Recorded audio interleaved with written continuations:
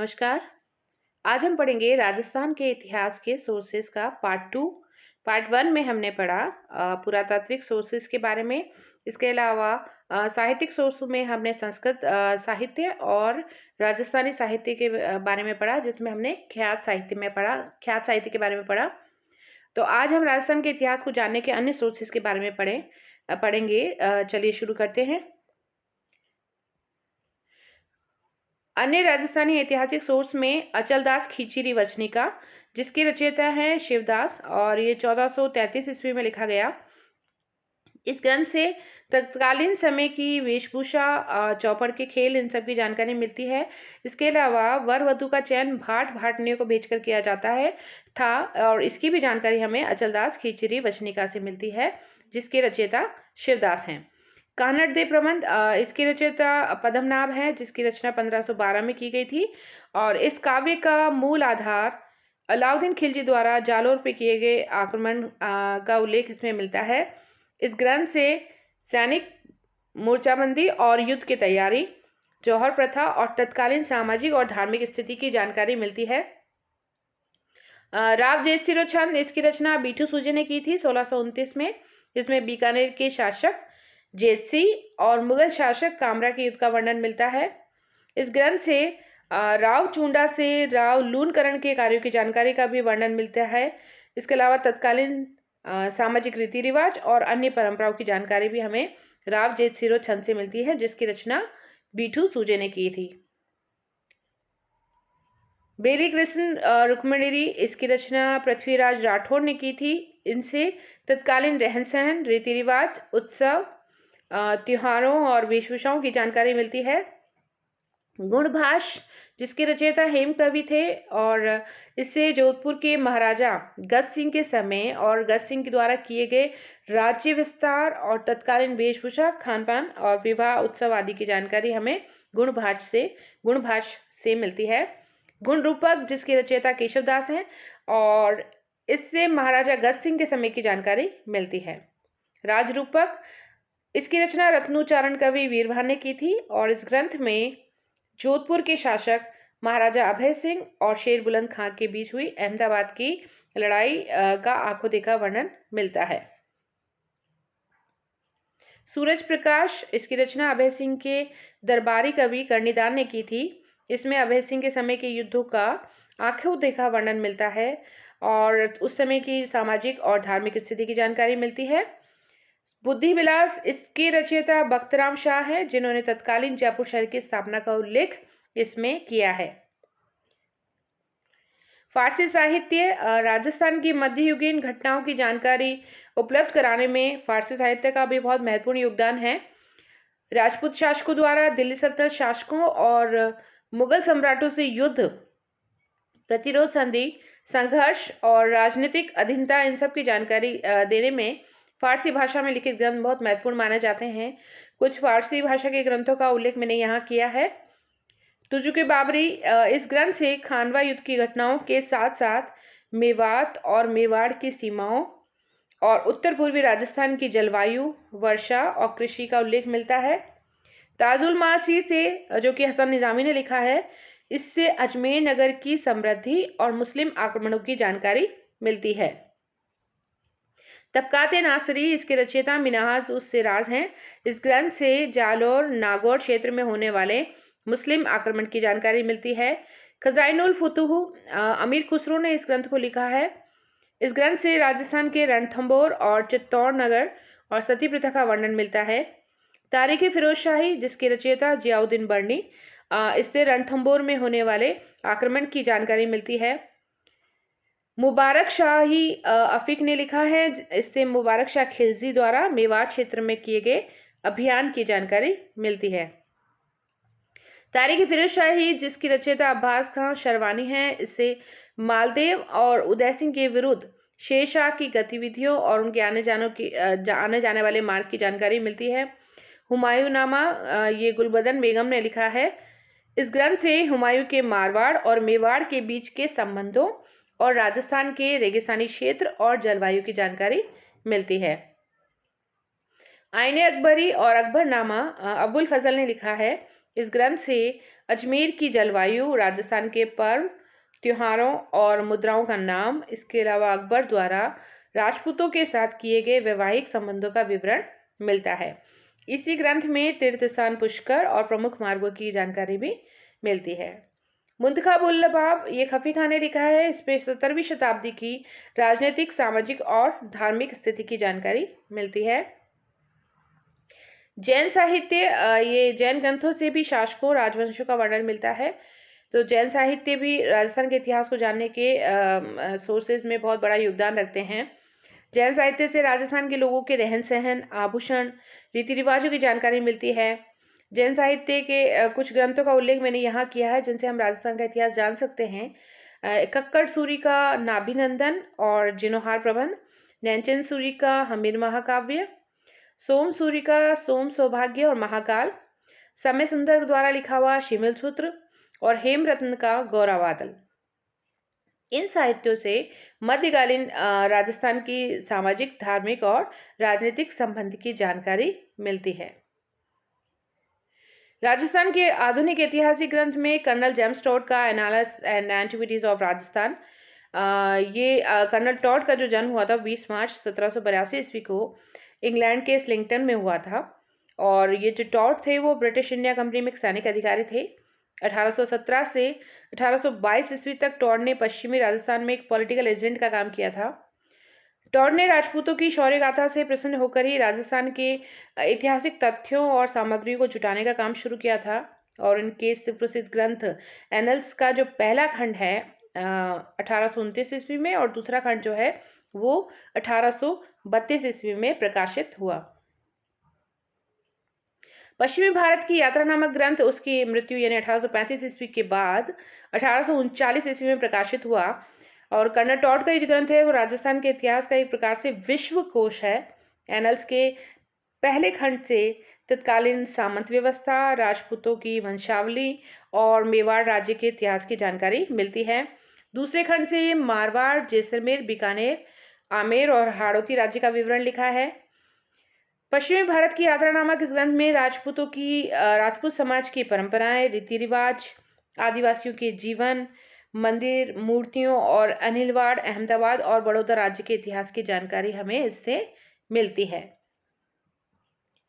सूर्यमल मिश्र का वंश भास्कर, सूर्यमल का जन्म 1872 ईस्वी में हुआ। पिता का नाम चंडीदास और माता का नाम भवानी बाई था।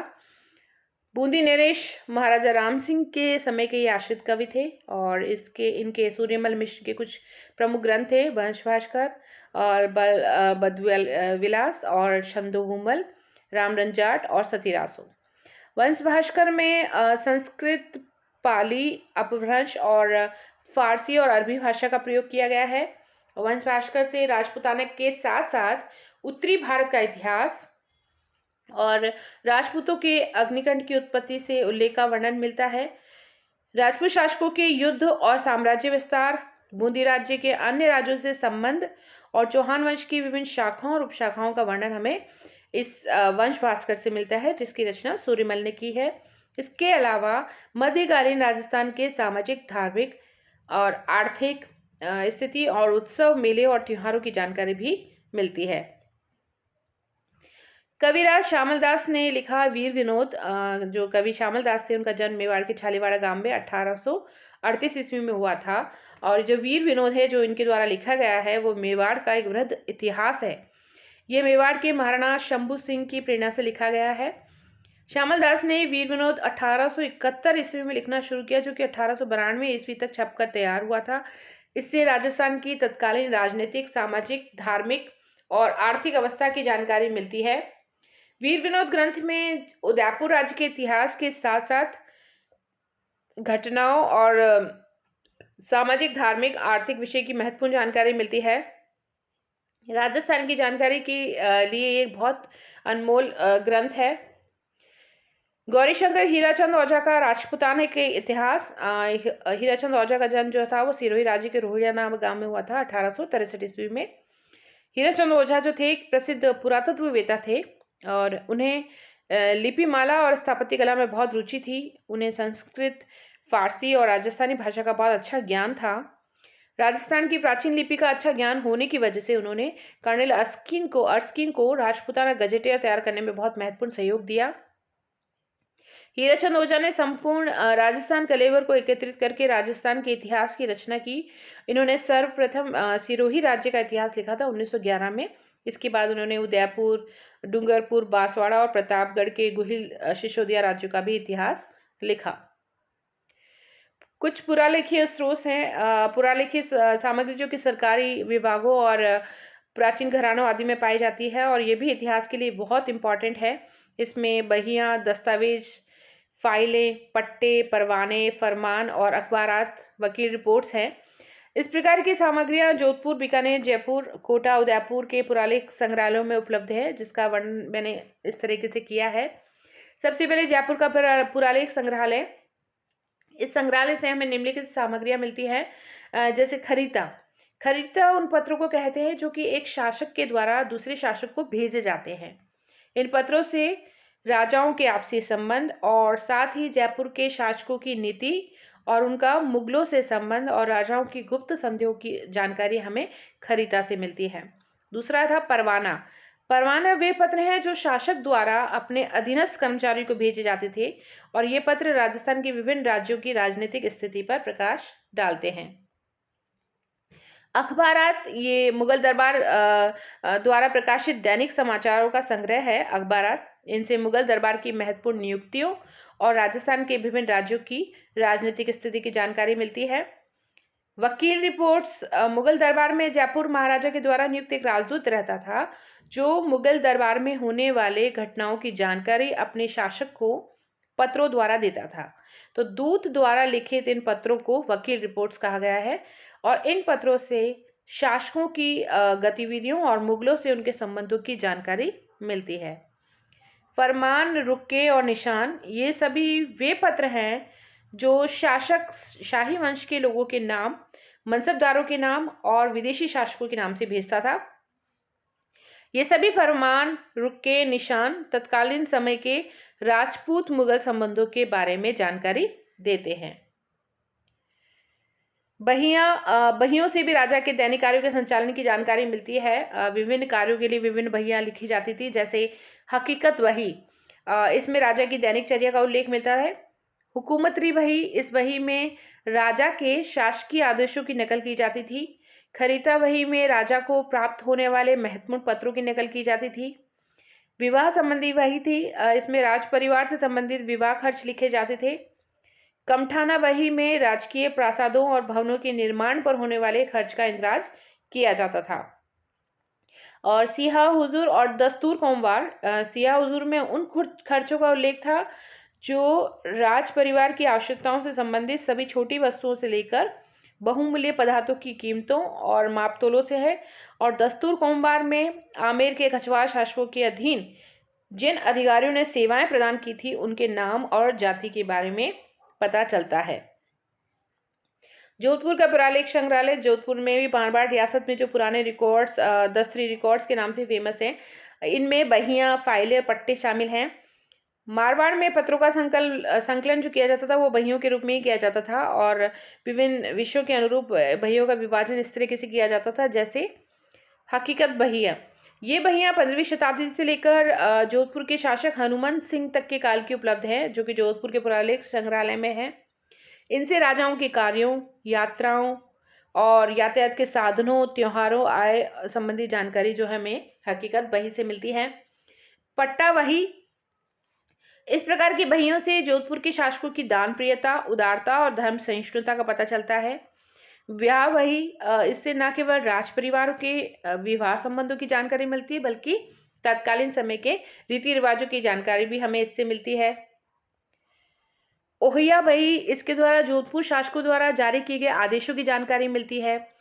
अर्जी बही में उन पत्रों का उल्लेख जो अधीनस्थ कर्मचारियों ने अपने उच्च पदाधिकारियों और शासकों को लिखे थे। खरीता बस्ता में इन पत्रों से विभिन्न इष्ट देवों और बोलचाल की भाषाओं की जानकारी होती है तथा तत्कालीन समय की सामाजिक, आर्थिक, राजनीतिक और धार्मिक स्थिति की जानकारी मिलती है। फुटकर बही में इन बहियों से विभिन्न घटनाओं की जानकारी मिलती है और ये संवत 1863 ईस्वी की जो बही में जोधपुर के घेरे का वर्णन है, जिससे ये पता चलता है कि जोधपुर के दुर्ग को सुरक्षित रखने के लिए नाई, धोबी, लोहार, ये जो जातियां थी, उन प्रत्येक जातियों के व्यक्तियों ने अपना सहयोग दिया था। कोटा का पुरालेख संग्रहालय, इस संग्रहालय के रिकॉर्ड्स 1634 ईस्वी से शुरू होते हैं और यहाँ लगभग 6000 बस्ते मिले हैं और प्रत्येक बस्ते में पत्रों की जो संख्या है लगभग 300 थी।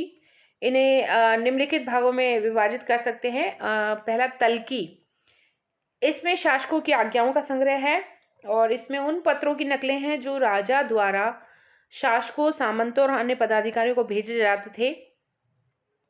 इन पत्रों से तत्कालीन घटनाओं की जानकारी मिलती है।